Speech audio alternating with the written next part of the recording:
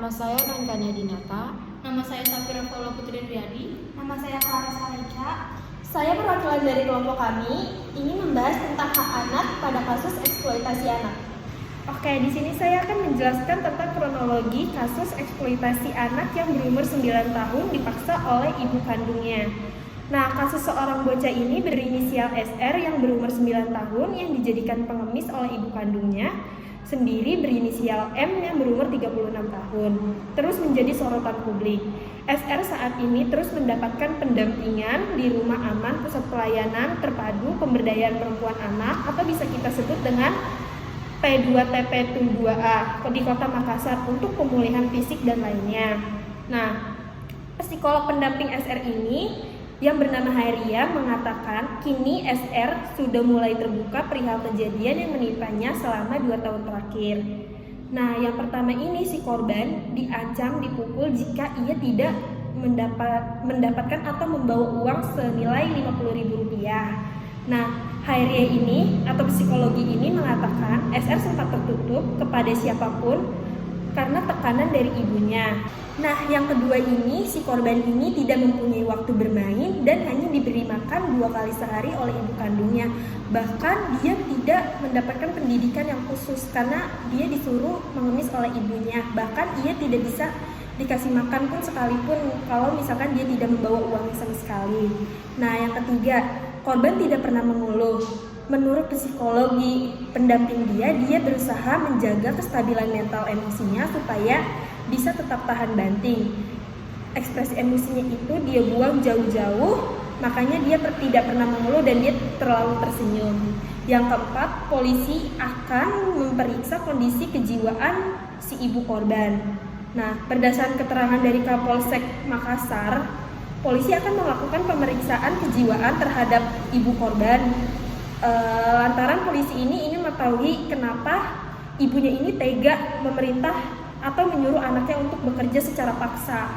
Yang kelima ini, polisi menangkap ibu korban diduga melakukan eksploitasi terhadap korban yang masih duduk di bangku sekolah dasar.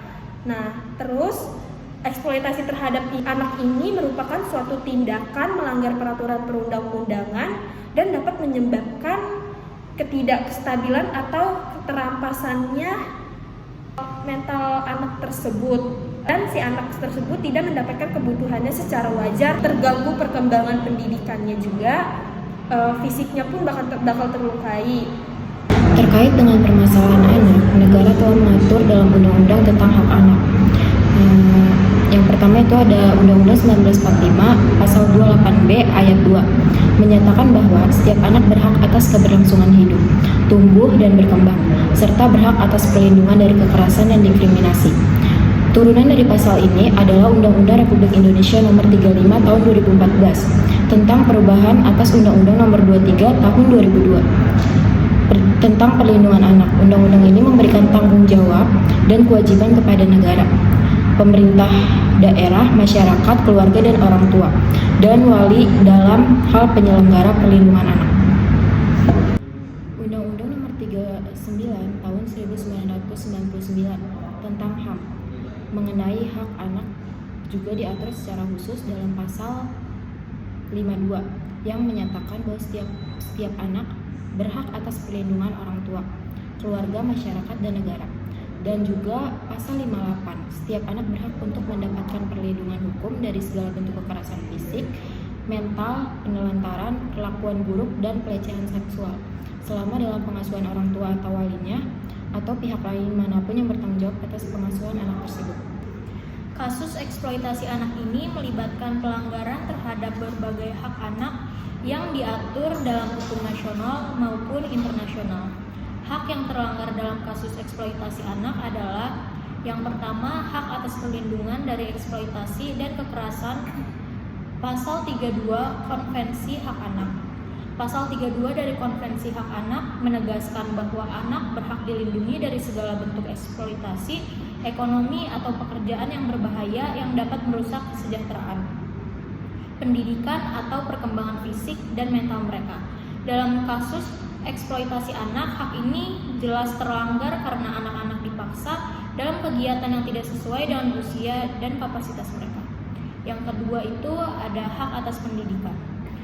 Anak-anak berhak mendapatkan pendidikan yang layak dan berkualitas. Dalam kasus eksploitasi anak yang bekerja di usia dini menghalangi mereka untuk memperoleh pendidikan yang layak, sehingga akan berdampak buruk pada perkembangan mereka. Yang ketiga itu hak atas kebebasan dan keamanan pribadi. Perlindungan terhadap anak dari segala bentuk kekerasan fisik atau mental, termasuk eksploitasi seksual dan penganiayaan. Eksploitasi anak jelas melanggar hak anak untuk merasa aman dan dilindungi dari kekerasan. Kewajiban dan tanggung jawab terhadap hak anak dalam kasus eksploitasi anak melibatkan berbagai pihak, yaitu negara, pemerintah, orang tua, dan masyarakat. Masing-masing pihak memiliki peran penting dalam mencegah dan mengatasi eksploitasi anak. 1. Kewajiban dan tanggung jawab negara. Pasal 22. Negara dan pemerintah berkewajiban dan bertanggung jawab memberikan dukungan sarana dan prasarana dalam penyelenggaraan pelindungan anak. 2. Kewajiban dan tanggung jawab orang tua. Yang pertama, orang tua wajib memberikan perlindungan dan pengawasan terhadap anak, memastikan bahwa anak-anak mereka tidak terlibat dalam pekerjaan dan membahayakan perkembangan mereka. Kedua, orang tua wajib memastikan bahwa anaknya mendapatkan pendidikan yang layak untuk berkembang secara optimal. Ketiga, orang tua perlu memberikan pemahaman kepada anak-anak mereka tentang bahayanya eksploitasi dan bagaimana cara melindungi diri mereka sendiri. Ketiga, kewajiban dan tanggung jawab masyarakat. 1. Meningkatkan kesadaran. 2. Melaporkan jika mendapat tanda-tanda eksploitasi. 3. Menawarkan dukungan sosial. 4. Membangun jaringan perlindungan anak. Sekian dari kelompok kami, kurang lebihnya mohon maaf. Wassalamualaikum warahmatullahi wabarakatuh.